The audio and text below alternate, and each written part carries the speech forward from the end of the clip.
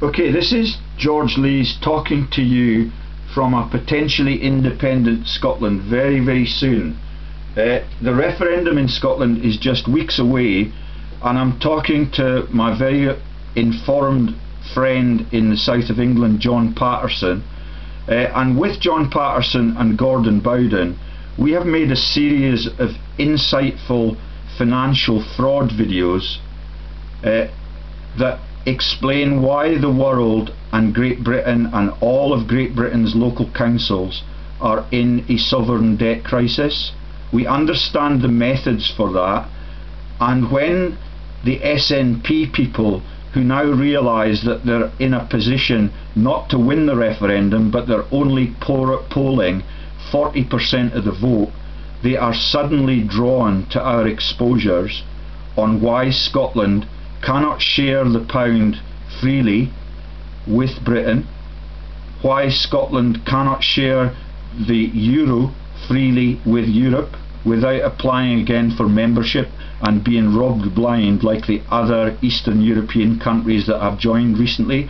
All of their sovereignty and their assets are stripped out of those innocent little countries in Eastern Europe, and what we've chosen is a picture of the Westminster Chancellor and a picture of Her Royal Highness. What Salmond has opted for is a constitutional monarchy, which is what we've already got. So it introduces another tier of bureaucracy into British politics, and I can explain the chaos and the damage that that has done to British sovereignty and British prosperity in the course of this video. I want to cover the issues of the massive financial frauds that are perpetrated largely out of Westminster, and I've chosen John Patterson as the participant in this video because he is an impoverished victim of this. His pension fund is barely able to live on it. We understand entirely why we are in a period of hyperinflation, why we're in a period where all of the investments of all of the pension funds are on the verge of collapse. Even in the stock market, investors are being cheated blind in the virtual products fraud that Gordon Bowden, John Patterson and Professor George Lees have revealed. Now I'm going to now reel off a list of topics that we've discussed in recent weeks, which is why the SNP now realise that if they are going to free Scotland, they need to start releasing the secrets of the Westminster Anglo-American G20 cabals that are actually stealing from global citizens, using monetary institutions that we now entirely understand. In every video that we make, we cite the director numbers of the political participants, the banking frauds that are massive, and the way that they crashed the banks in 2008. When we expose the culprits, Her Royal Highness within a couple of weeks gives them knighthoods. That's Sir Ewan Brown, now one of the leading figures at St Andrews University, where the Queen's babies get their education. Okay? That's Nigel Lawson in the past. He's retired now, but he was a Tory grandee when Mrs Thatcher was learning the basics of how to commit international grand larceny from her boiler rooms in Finchley Road. Okay? All the SNP needs to do is to let out the secrets that we've revealed about Lord Markham of Ukraine. That's a Brit with a lordship in Ukraine. He runs virtual oil and gas frauds from the Rochdale area, where Cyril Smith has been in the news again. We understand the Fleming Family Foundation, the roles of Sir David Steele, who led the Scottish Government into its independent devolved phase and made a complete botch up for trickle-down profit of the construction of the trams project and the Holyrood building that was 10 times over budget. The Queen's house in Edinburgh is right across the road. Salmond had the courage to talk to Cameron, but Salmond is the recipient of all of our emails on these massive frauds and our video clips that reveal why the British Treasury in Westminster is empty. Michael Moore MP was booted out of the cabinet because he is my MP. He gets all of the facts on all of the frauds, and he was a registered director at the Westminster Foundation for Democracy Limited, which has 3,000 ponzi shelves so that they can launder treasury money to distant continents and into Panama or the Caymans, or more traditionally the Channel Islands. Okay, the frauds are massive. The particularly important one in a wartime crimes context is the fraud that involves Malcolm Rifkind, who at the time in 2002, when he was a director at Abraxa Limited, was the Foreign Secretary in the lead up to the Arms for Iraq scandal and the scandalous killings of British civil servants, that's Dr. David Kelly, and British Foreign Secretaries who stood up in the Parliament building and said that they did not want to divert democracy from peace and prosperity. Robin Cook was killed within weeks in the Cairngorms. His wife was not allowed on the helicopter. He was dead on arrival. Tony Blair is now the envoy to the Middle East, and it is completely shameful that that man is still at liberty. He is a user of 22 Arlington Street, the massive boiler room involving the Egyptian people that were in the taxi with Princess Diana, or in the elite car with Princess Diana when they were killed in the tunnel. Princess Diana is a landmine campaigner. She was a strong campaigner against weapons, and you know the reason that David Kelly was killed was that way back when David Cameron was only 24 years old, he was in the weapons delegation to South Africa that got involved with the Bredenkamp dynasty on the trading of nuclear weapons. That's nuclear-free South Africa. But I want to talk more about the frauds out of the City of Edinburgh and the City of London. They're run by massive laundering organisations, and if you look up any of the videos that Gordon Bowden and I have made on the topics of university leaders, Lord Patton, head of the BBC, head of the Oxford Russia Fund, the Rothschilds, their involvement with Henry Kissinger in the Future of Russia Foundation, the B-Sky B contracts, and the Prince's Trust. Yeah, these are all pan-continental crimes that reflect the ownership of the world, and I want to lead you into Chipping Norton now to reveal why David Cameron is not prepared to make a debate about Britain's future with Alex Salmond. Alex Salmond is relatively innocent. He knows that he's being monitored as a businessman. Every step he makes, including the electronic TV releases and his control of the media manipulation in Scotland, he knows that he's being watched, and that if he registers himself or any of his people as directors on corrupted corporations, that truth will be in the news or in the emails that he receives within weeks. So he's relatively innocent, but like most of the world leaders, he's a former banking executive. And he has not up to this point released the truth about the fraud from Westminster that consumes the world. Yesterday, John Patterson and I, 2 days ago, John Patterson and I made videos on Nadim Zahawi, who's the MP for Stratford-on-Avon, and he's got on his boards, he's got about 12 companies. A couple of them are openly declaring that the company interest is in geopolitical manipulation or uprisings. And he's got more than 100 million in the bank as a registered director from the trading address of the House of Commons in Westminster. That's how bold and brilliant and grandiose these frauds are. That's Michael Moore MP, was registered with the Westminster Foundation for Democracy Limited. And if you listen to Gordon Bowden and I's videos on the massive fraud, it will take you instantly to the CEO of Cairn Energy Limited, which is a total fraud, which has led to the resignation of Sir Bill Gamble, who had George W. Bush come to his wedding in Glasgow, and was a personal friend, because for 3 generations Bush Overby have run virtual oil and gas scams between Scotland and America.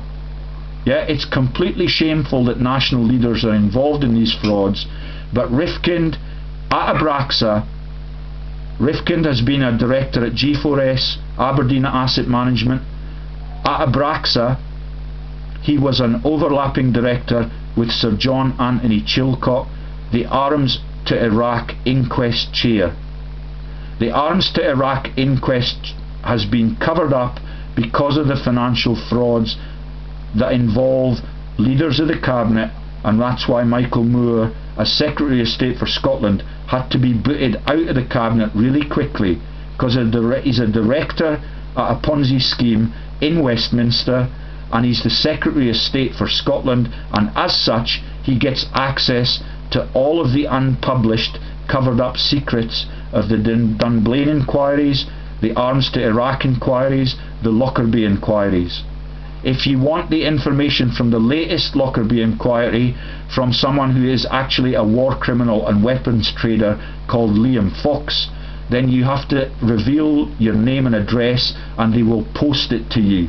They're ashamed of the revelations that Gordon Bowden and I have made, and what they are doing to the innocent little old Britain is absolutely ruthless. So now that the SNP have learned that all they need to do to free Scotland is to get these secrets out, they know that all they need to do is to let the electorate listen to the videos and see why their energy bills are rising at 20% year on year. See why the public sector pay freeze has been imposed on citizens all over the UK, when Dave Prentice, the leader of the biggest public sector union, Unison, is on the court of the Bank of England with the fraudulent CEO of Cairn Energy. Cairn Energy brought down Vedanta, and they led to the resignation of Prime Minister Singh in India. That man has a conscience. He knew his secrets were being revealed, so he stepped down. Cameron is still in power, and a lot of the frauds that we talk about involve the involvement of the Chipping Norton set, which is his private drinking club. That includes Jeremy Clarkson, who, when some adverse news comes out, drives his car into a swimming pool or pretends to be divorcing his wife. The late Ronnie Barker, the joker who's made a complete joke of Scottish law enforcement. If you look up Moira Anderson, you'll see the 2 Ronnies parodying the death of a child who was murdered 50 years ago, and the case was reopened by Stephen House the same week as he got his £250,000 salary hike to be, as a former Metropolitan Police officer, the head of Scotland's United Force. John Patterson and I are working on the asset stripping of the British Police. Can you chip in on that, John, and tell them about what's happening there? Well, I went into Zoe Billingham's background and Katie Bourne. Yeah, okay. Zoe Billingham is the spokesperson for the Royal Constabulary Inspectorate Unit, and what they are doing is that they're looking at whether or not the policing in Britain is fit for purpose. And they are actually engaged in money laundering frauds that are massive. But the other scam that's been pulled in England is the imposition of elected commissioners. Now, when I learned that John Prescott, Tony Blair's deputy, yeah, we've talked about Tony Blair's crimes in Arlington Street and in Finchley Road, but John Prescott fancied having another money stream as an elected police commissioner.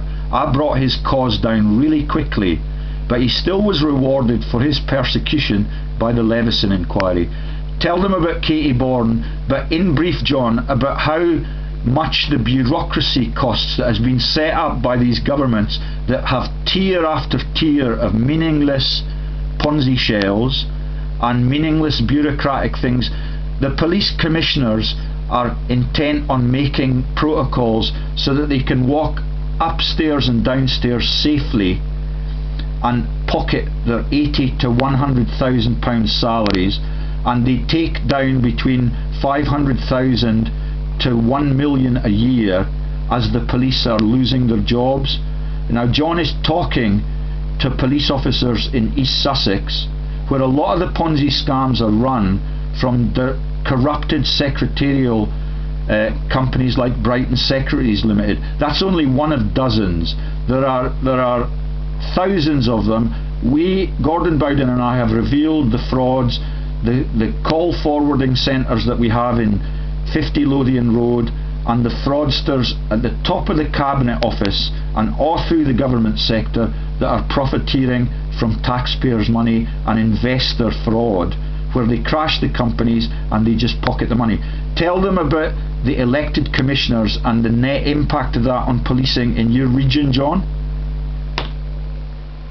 Well, I mean, they're running their budgets on basically giving up all police jobs to G4S. And G4S now... Katie Bourne was funded by two of the wealthiest men in this country who just happen to live down the road from me. That's not a crime, though. No, but it's the diversion of the funds. It's who they're linked to, George. Yeah, well, I've looked at Katie Bourne's business directory, which you referred me to last night. Yeah.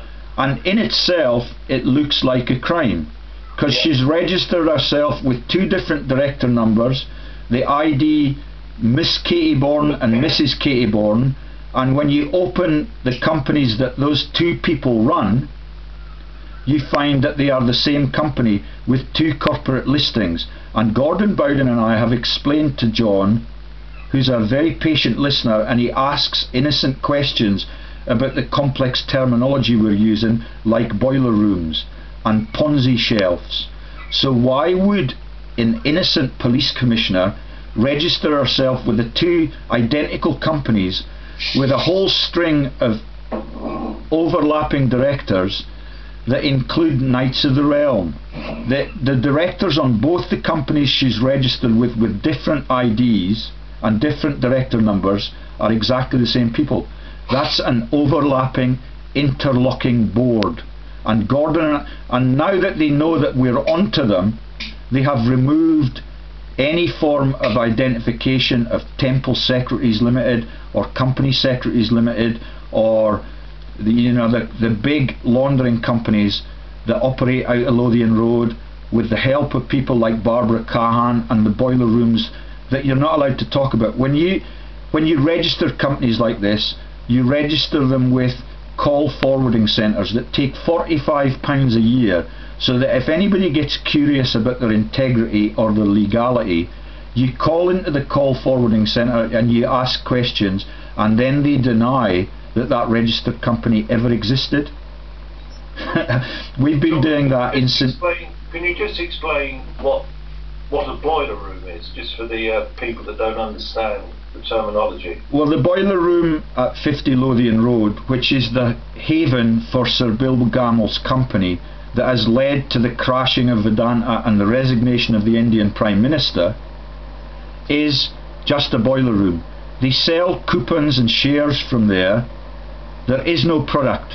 Bill Gamel set up his company in his garden shed. Literally. Yeah, and he's a rugby player. He's a hero in Scotland because he's got a knighthood. He got 5 caps on the wing for Scotland's rugby team. That's their protection, isn't it? Yeah. And he's a hero for Scotland, for Scottish rugby, who wear the RBS logo on their jersey. Princess Anne is their patron. Princess Anne's real name on the business directory, she's on the Olympics Commission, the Football World Cup Commission, and you've seen the global scandals on the impoverished people protesting about running those magnificent opening ceremonies that cost millions of pounds just to have a laugh at people and to have a laugh at British history. When Mr. Bean opened the London Olympics, it's now openly known in the Anzac world that Mr. Bean was the war correspondent for Gallipoli, where hundreds of thousands of Anzacs were killed in a botched campaign led by Winston Churchill. Now that they're learning that the Mr. Bean joke at the Olympics is a joke at the war dead's expense, the world is getting really irritated that all of their governments, and in Australia, you've heard about what's happening in Australia. Gordon Bowden and Peter Eyre have produced their Pandora's Box articles on the fraud in all continents. And in sub-Saharan Africa, it's particularly brutal for the people that live in the Commonwealth. The Commonwealth concept, the very name, is a vicious joke. They do not share their wealth with any of their citizens. And I think we should start to, we're going to circulate this to political people that get my emails all of the time. And the information that we released about Zahawi, and he's a former Kurd, and he has brought forward a motion in the House of Commons where he runs his business from, that the Kurdish genocide is a war crime.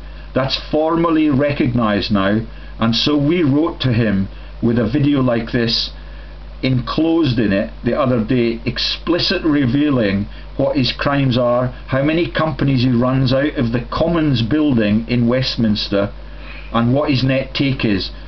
When I first learned, and on the board with him is Baroness Ashton, the person who failed to find the missing President Morsi in Egypt. You know, she was the only person. They do a test in the EU. All this has been removed now from Wikipedia, but I have the original screenshots. She was the only person in history. I made a mistake the other day. I said she was the only person in history to score a D, A being the highest score. Well, I was mistaken.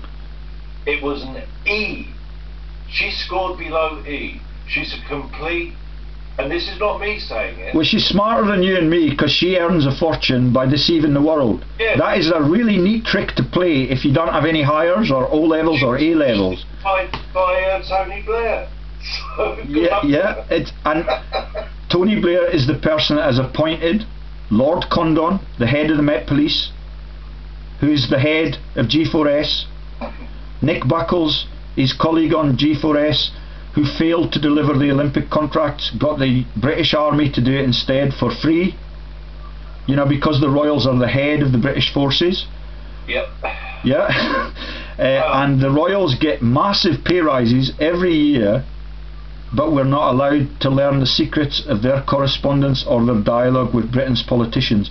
The Queen meets Cameron once a week, and as you know, all that needs to happen is what was comedically portrayed in that Facebook message that I talked about the other week, where there's an image of David Cameron saying, what happens to the Queen? What happens if the citizens refuse to comply?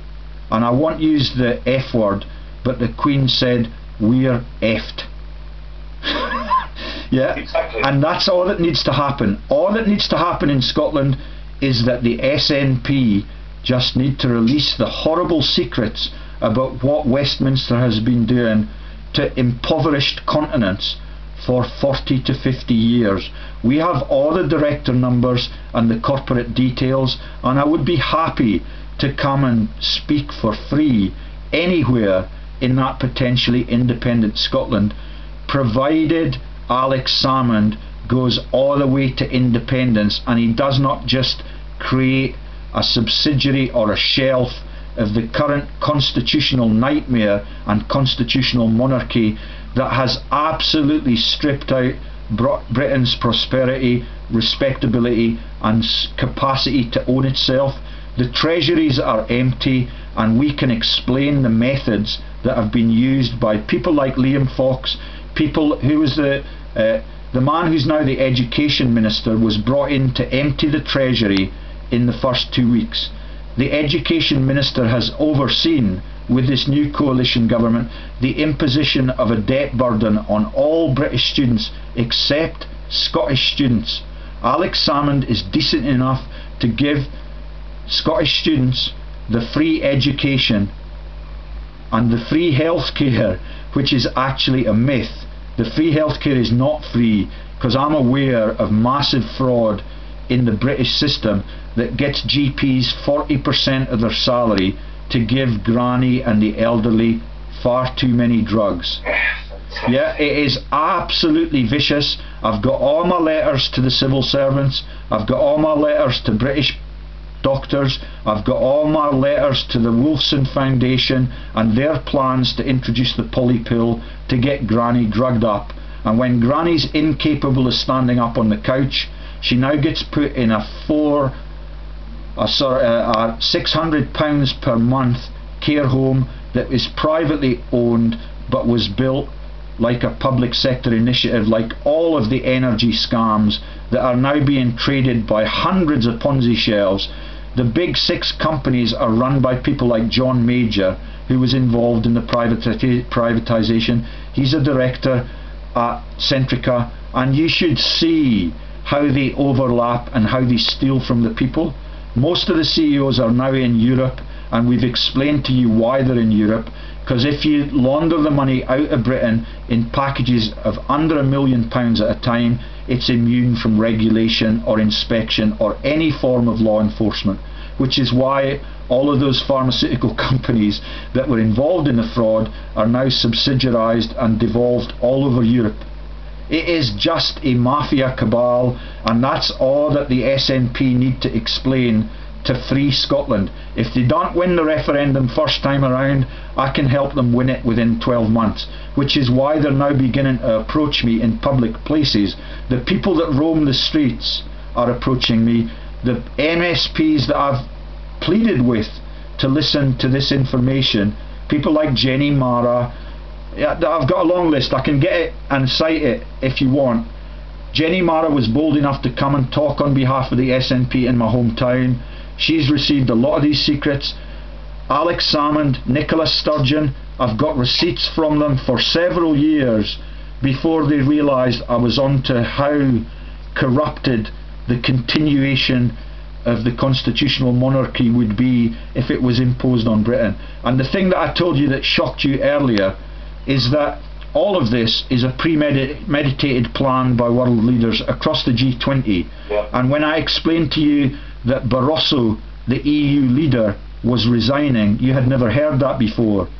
I had heard he'd resigned, George. Well, the EU leader has resigned because of our explicit exposes that he was trained to be a mafia member by Henry Kissinger, the world's biggest killer, who's been a Peace Prize laureate and a Peace Prize winner, but has led America as Mossad's highest ranking agent into the conflicts in the Golden Triangle to secure the narcotics wealth, into the conflicts in Latin America. If you look up American forces abroad on Wikipedia, you'll see that the whole of Latin America is consumed and policed by America. And that's what's happening in Egypt, which is why Catherine Ashton could not find the democratically elected President Morsi. The use of the Islam label, you're familiar with the reuse of that, and the creation of ethnic hatred. In Aberdeen, Mr. Islam is the registered director of a geopolitical manipulation company, and I can send you the corporate details, or I can post them on the YouTube description if that will help. There are 1,200 ISIS companies trading in the UK Business Directory alone, and when I revealed for you yesterday that the Anglo-Palestine company was actually profiteering on behalf of the Israeli banks, then you see the magnitude of the fraud that is destroying the whole of the world's capability and is rendering 7 billion taxpayers and innocent or brutalised citizens. They are imposed austerity when, you know, I don't want to accuse this is just, I mean, I know about this stuff, and yet just hearing it again, it's so shocking. Well, you understand. Yeah, but George, I want people listening to this video to really understand the implications, because this is just beyond words. You know this already, and your research will confirm everything I say. The reason we go to war for centuries is to regulate the issuance of the war funding. Both sides have to pay reparations at massive rates of interest. It's like Wonga.com, but it's a global operation. And I will not name the figureheads of that. I believe it to be the Rothschild dynasty that have taken over the world for the last 150 years, and all of that has been explained by the late Greg Hallett, who we believe has been murdered by this system. Yeah? And the police are hopefully going to be looking into that in East Sussex really soon. But Greg Hallett has explained to the world that every war and every issue of geopolitical manipulation is to control the issuance of money on every country in the globe. The monetary issuance of money has now in the control of the world elites, who control all of the news media, they control all of the central banks, and now what you see in the news and the brutalisation of innocent countries is just a cover-up for their financial frauds. It's pure and simple. All we need to do to have world sovereignty back and to have a decent and prosperous world is to let democracy issue its own money, and to take the private owners of democracy, when they try to take us into war again, they will be running the draft board. All we need to do is to say to them, we refuse to comply, we understand your frauds, and we understand how you culled the kids between 1940 and 1945 using exactly the same hyperinflationary tactics and ethnic hatred to fuel your campaign. They are incapable of defending themselves. They dismember NATO kids in battlefields that need not be battlefields if they could just share their massive amount of wealth with the world's people. That's all that needs to happen, and it can start in Scotland if the SNP light up to that prospect. Does that make sense? It makes absolutely perfect. The last man to take it on was John F. I don't know how long you want to keep this going for. The last man to take it on was John F. Kennedy, and you can understand that if Alex Salmond is a decent man and he understands what happened to John F. Kennedy, that's why the revolution and the freedom issue for the people needs to start with the people who work on the pavements, you know, putting out the propaganda that this corrupted system will save you and it's worth voting for. It needs to be a fundamental reshuffle.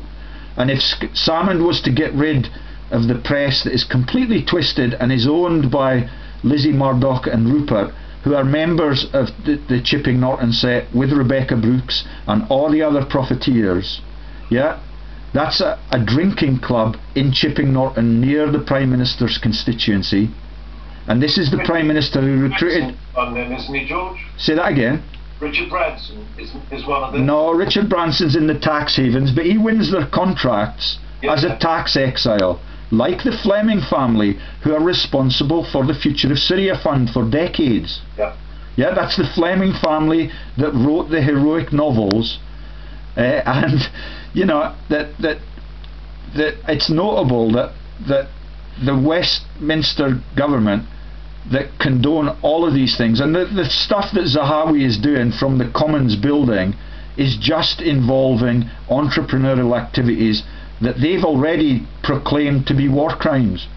But they did not know that investigative journalists were going to start doing the jobs of Rupert Murdoch's global media. Yeah, he owns every institution on the bank. I can tell you how he got put into power as a non-American citizen, and I can explain to you why he came to Britain to ruin the print runs and to ruin the integrity of the British Free Press, who are not allowed to write any truths now because they're in the pay. That's why Baron Black of Canada was put into the House of Lords. He no longer attends. I don't know whether he draws down his expenses, but everything that you see in this cabal is a fraud that is perpetrated to keep the ownership of the world in private hands, and the taxpayers have no say in that. But they're called into the referendum, and now that they know the truth, hopefully they're prepared to wait until a year beyond, and I'm prepared to lead Scotland into freedom if Alex Salmond will not do the job. How's that? Can we I think it's fantastic, George. But I don't know. Listen, this is 35 minutes. Yeah, shall we stop there? Yep. Excellent stuff, George. Cheers, John. Speak to you soon.